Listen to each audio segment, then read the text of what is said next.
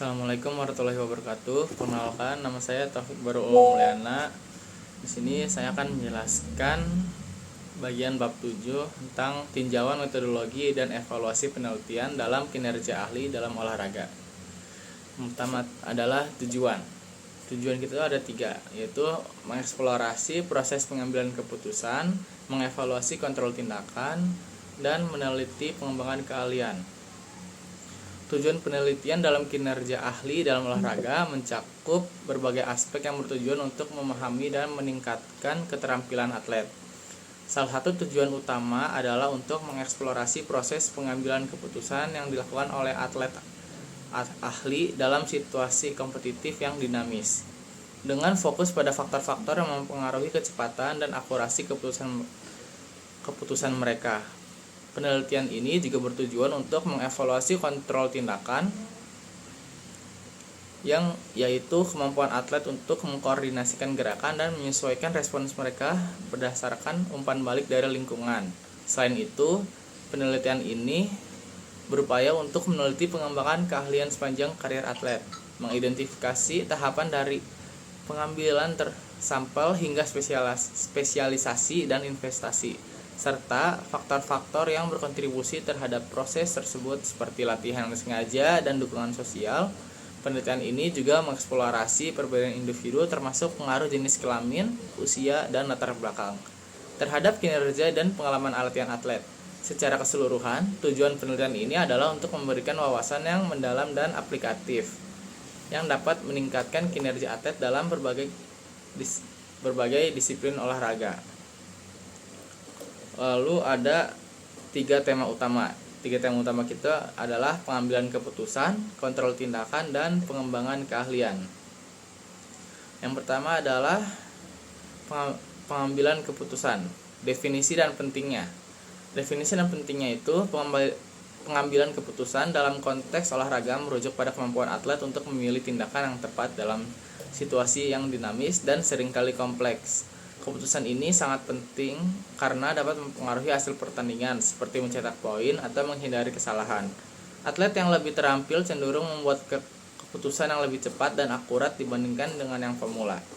Lalu, perbedaan antara ahli dan pemula. Penelitian ini menunjukkan bahwa perbedaan ini muncul karena ahli memiliki struktur pengetahuan yang lebih baik dan pengalaman yang lebih luas dalam situasi permainan. Ahli dapat mengidentifikasi pola dan informasi relevan lebih cepat yang memungkinkan mereka untuk merespon dengan lebih efisien terhadap tuntutan lingkungan. Lalu, berbagai mode telah digunakan untuk menilai keterampilan pengambilan keputusan, yaitu tanggapan tertulis. Atlet diminta untuk memberikan jawaban tertulis setelah melihat skenario permainan. Lalu ada video dinamis. Penggunaan video untuk mensimulasikan situasi permainan nyata di mana atlet harus membuat keputusan dalam waktu terbatas. Lalu ada realitas virtual. Teknologi ini digunakan untuk menciptakan simulasi yang lebih mendekati situasi permainan nyata yang memungkinkan pengukuran yang lebih akurat terhadap keputusan yang diambil. Lalu faktor yang dapat mempengaruhi pengambilan keputusan atlet. Faktornya itu ada pengalaman, kondisi lingkungan, juga kondisi mental.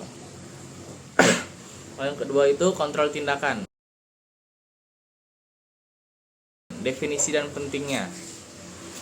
Definisi dan pentingnya itu kontrol tindakan merujuk pada kemampuan atlet untuk mengatur dan mengkoordinasikan gerakan mereka secara efektif dalam situasi yang dinamis. Ini melibatkan pengambilan keputusan yang tepat dan cepat, serta kemampuan untuk menyesuaikan gerakan berdasarkan umpan balik dari lingkungan. Kontrol tindakan yang baik sangat penting dalam olahraga karena dapat mempengaruhi efektivitas teknik, kecepatan reaksi, dan keseluruhan kinerja. Atlet yang memiliki kontrol tindakan yang baik dapat merespon dengan cepat terhadap perubahan situasi seperti pergerakan lawan ataupun kondisi lapangan. Lalu fitur kontrol tindakan. Fiturnya itu ada koordinasi motorik. Koordinasi motorik itu atlet ahli menunjukkan tingkat koordinasi yang lebih tinggi antara berbagai bagian tubuh mereka. Itu memungkinkan mereka untuk melakukan gerakan yang kompleks dengan lebih efisien. Lalu ada pengaturan waktu. Kontrol tindakan juga melibatkan pengaturan waktu yang tepat dalam melakukan gerakan. Atlet harus memprediksi waktu yang tepat untuk melakukan beberapa gerakan seperti melompat, menendang, ataupun melempar. Lalu ada fleksibilitas dan adaptasi. Atlet yang terampil dapat dengan cepat menyesuaikan gerakan mereka berdasarkan umpan balik yang diterima dari lingkungan. Itu termasuk kemampuan untuk mengubah strategi atau teknik saat situasi permainan berubah.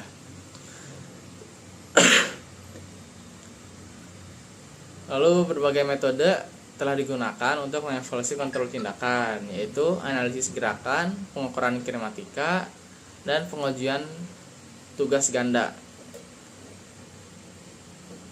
Lalu ada pengembangan keahlian. Definisi pengembangan keahlian adalah merujuk pada proses di mana individu memperoleh, mempertahankan, dan meningkatkan keterampilan serta pengetahuan yang diperlukan untuk mencapai tingkat kinerja tinggi dalam suatu bidang, khususnya dalam olahraga. Ini tuh melibatkan kombinasi latihan, pengalaman, dan pembelajaran yang berkelanjutan. Tahapan pengembangan keahlian, tahapannya itu pengambilan sampel atau sampling, spesialisasi, lalu investasi. Untuk faktor yang mempengaruhi pengembangan keahlian adalah pengalaman, kualitas latihan, dukungan sosial, dan juga kondisi mental. Nah, kesimpulannya, penelitian ini menekankan pentingnya memahami proses pengambilan keputusan, kontrol tindakan, dan pengembangan keahlian atlet. Selain itu, kontrol tindakan yang efektif memungkinkan atlet untuk mengkoordinasikan gerakan mereka dengan baik, beradaptasi dengan umpan balik dari lingkungan, dan meningkatkan kinerja mereka. Dengan mengembangkan metode penelitian yang valid dan reliable, bab ini bertujuan untuk memberikan rekomendasi praktis bagi pelatih dan atlet, sehingga dapat meningkatkan efektivitas program pelatihan dan mendukung pengembangan keahlian yang berkelanjutan. Secara keseluruhan, penelitian ini berkontribusi pada pemahaman yang lebih baik tentang kinerja ahli dalam olahraga dan memberikan dasar untuk pengembangan strategi pelatihan yang lebih efektif. Sekian, terima kasih. Wassalamualaikum warahmatullahi wabarakatuh.